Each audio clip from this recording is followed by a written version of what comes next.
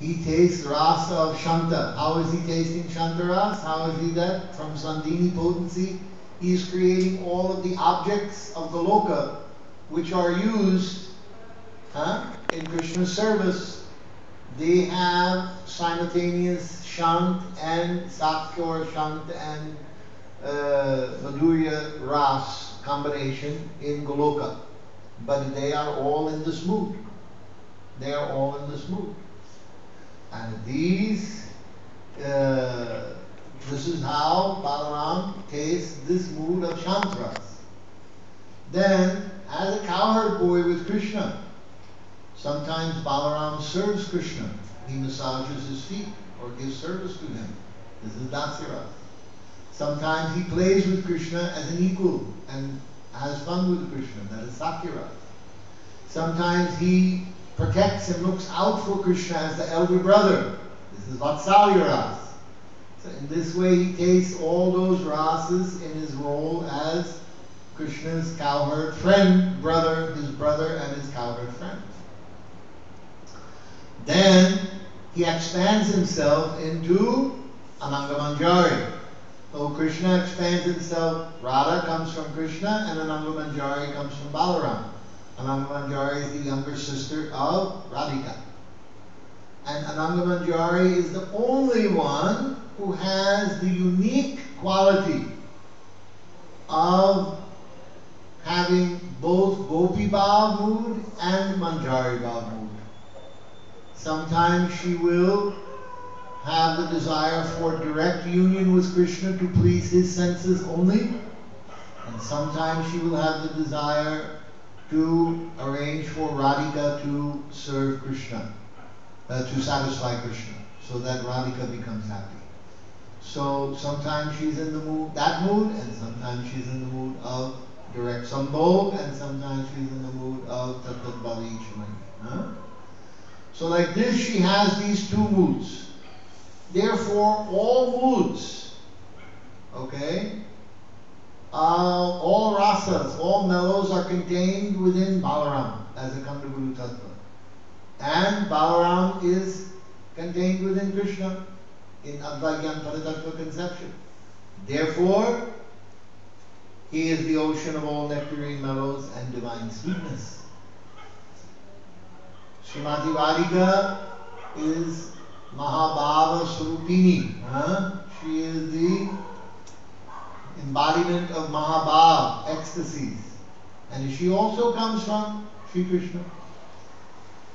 So therefore, everything, all nectarine mellows and divine sweetness and ecstasies are contained within Sri Krishna. Tad binam shamscha. Tad binam shamscha. Tad binam shams means Vibhininamsa Tattva. What is Vibhininamsa Tattva?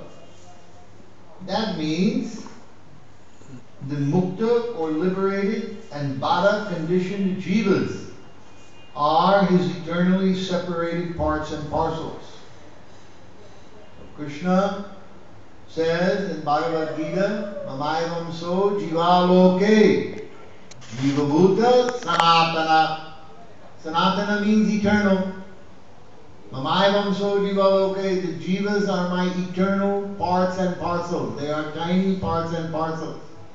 Mamayavam so, and they're mine. They're my parts and parcels. They are coming from me.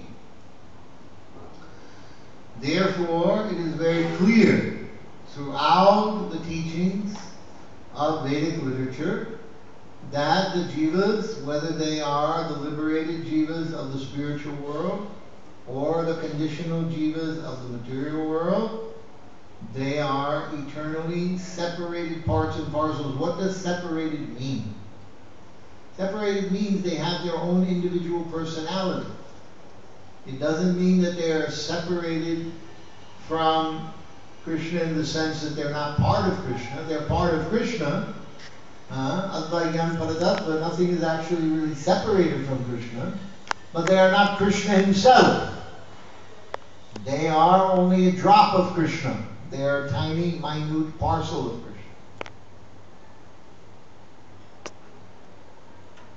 Then, as after explaining this, tad vininam shamscha, then he says, jivan prakrti kavalitam and tad vimuktamscha. So, jivan prakriti means those jivas who are in the conditioned state, bada jivas.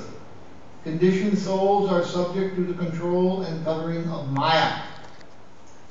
And tad vimuktams means liberated jivas, mukta jivas, who are liberated souls who are forever free from maya. Okay? So, jivan prakriti kavalitam, tad vimuktams cha bhavad.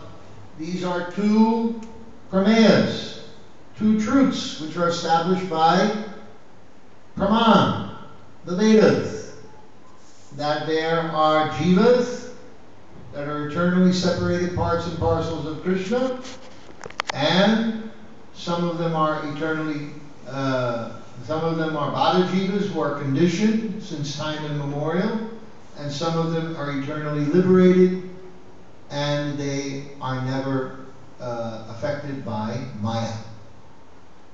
Now, some people will argue about this conception of conditioned jivas, that where does the jiva come from? So, I may have discussed this before, but there is no harm in discussing again.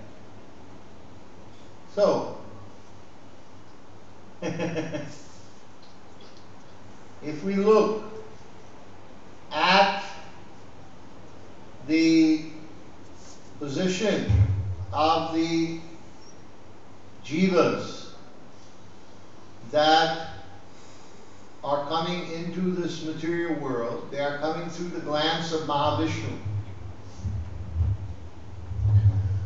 So from the glance of Mahavishnu, these jivas are entering into material world.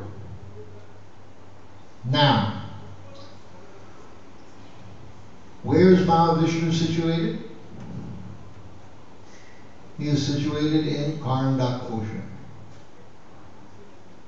In Brahma Samhita it states very clearly, the Karnadak ocean, the Viraja river, which is the Karnadak ocean, is neither, it is that place which is between Vaikuntha and the material world. It is not in Vaikuntha, it is not in the material world.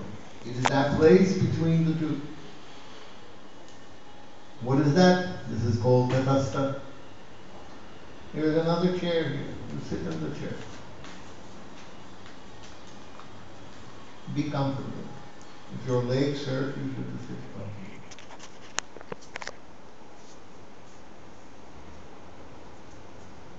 So, this is the place between the two. It is stated like this in the purport in Brahma Samhita. Prabhupada himself makes the point when he gives the description in the second canto of the Bhagavatam, and he's writing the purports there about how the soul enters into the spiritual world and it has to go through Maya, the coverings of the Brahmanda, the universe. It has to go through the coverings of the Brahmanda. Then after exiting the 8 coverings of the Brahmanda, then it has to go through Karnadak ocean. And then after going through Karnadak ocean, then it goes into Brahman and Vaikuntha. So he makes the point that one has to surpass Karnadak ocean to get into Vaikuntha. So it is not part of Vaikuntha, Karnadak ocean.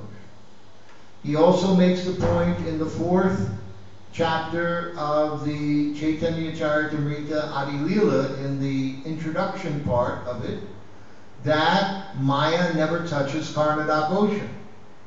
So Maya never touches it, and you have to go beyond it to get to Vaikuntha. So it is between Maya and Vaikuntha. It is Viraja, the river between the two. It is tatastha. It is that middle place between the two. It is very clear.